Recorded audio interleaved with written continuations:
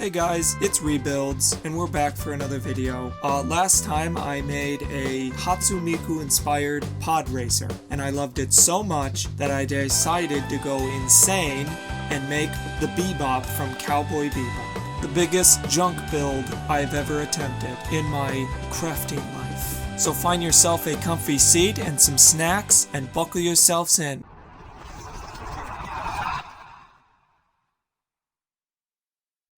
Alright, to start off this very ambitious build, we gotta assemble some garbage. This is all stuff that I just got from my recyclable bin. That's always a great place for crafting material. The main recyclable we're going to be using is this vinegar bottle. And actually, this particular recyclable is actually the thing that inspired the whole build.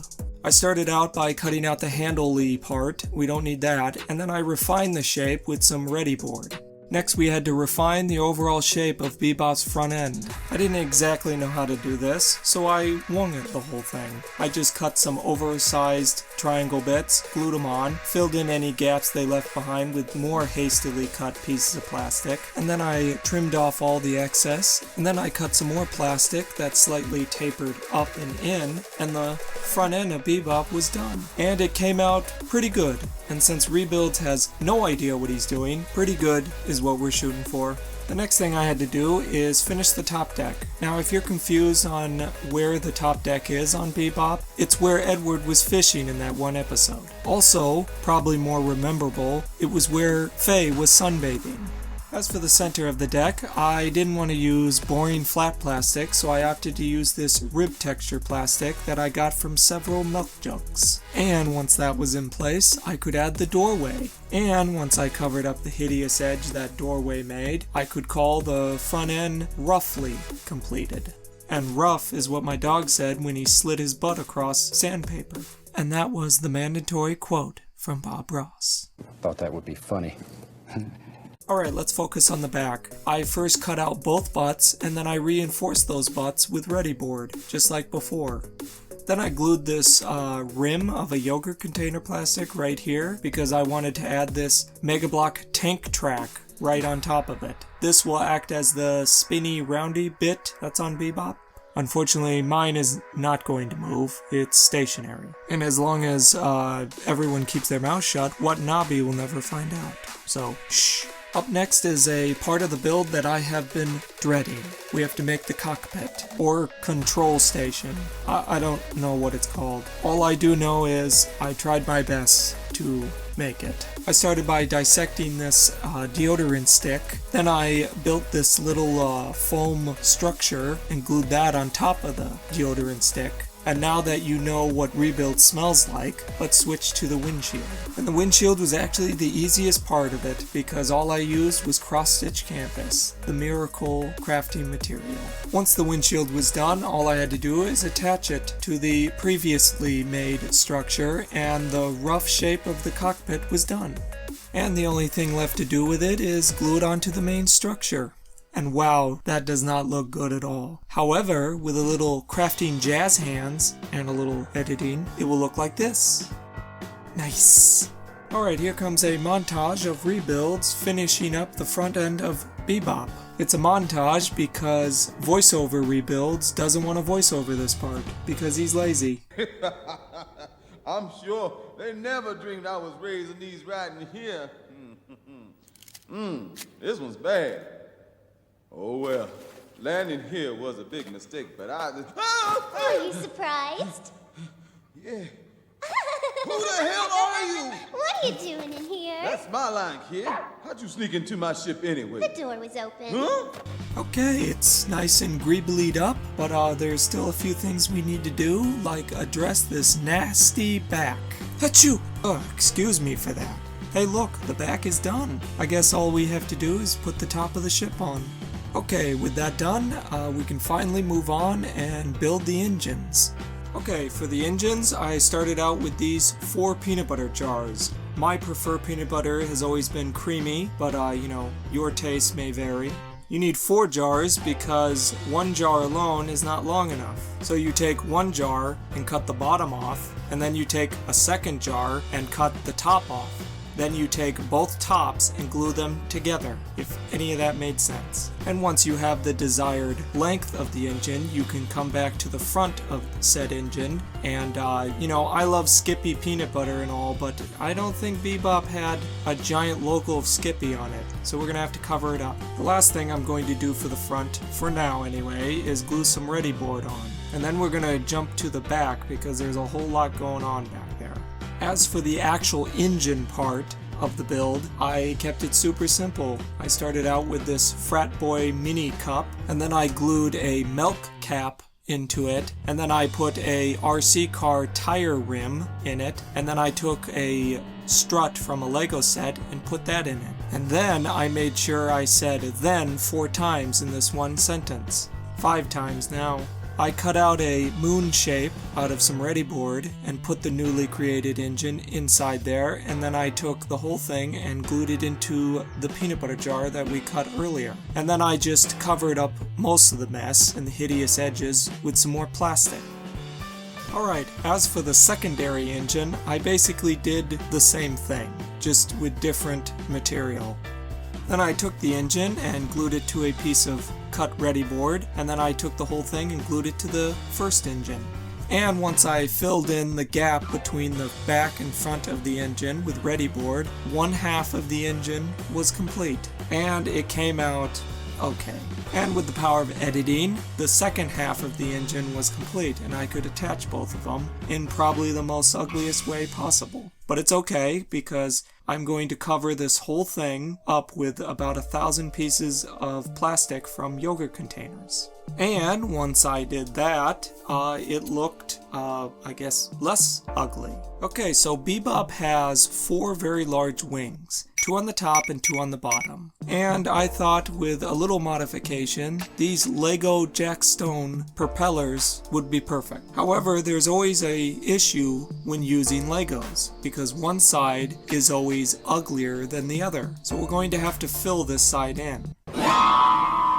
As the graphic said, it's experiment time. I will be using this gel nail polish to fill in the gaps on this Lego piece, or attempt to fill in these gaps. Basically, my idea behind this was maybe I could use this gel nail polish like you would use UV resin, or something like that. And I have to say, after I got enough coats on it to fill in the gap of the Lego piece, it looked promising.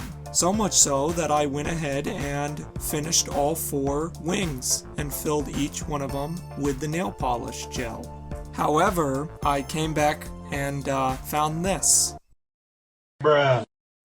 Okay, so you're probably wondering what happened. Well, gel nail polish is designed to be put on your nails in very, very thin coats. So when you go to cure it with the UV lamp, it will cure hard because it doesn't have to penetrate too far because the layer is not too thick. Well, that's exactly what I needed it to do when you're trying to fill in gaps. So the experiment was doomed from the start.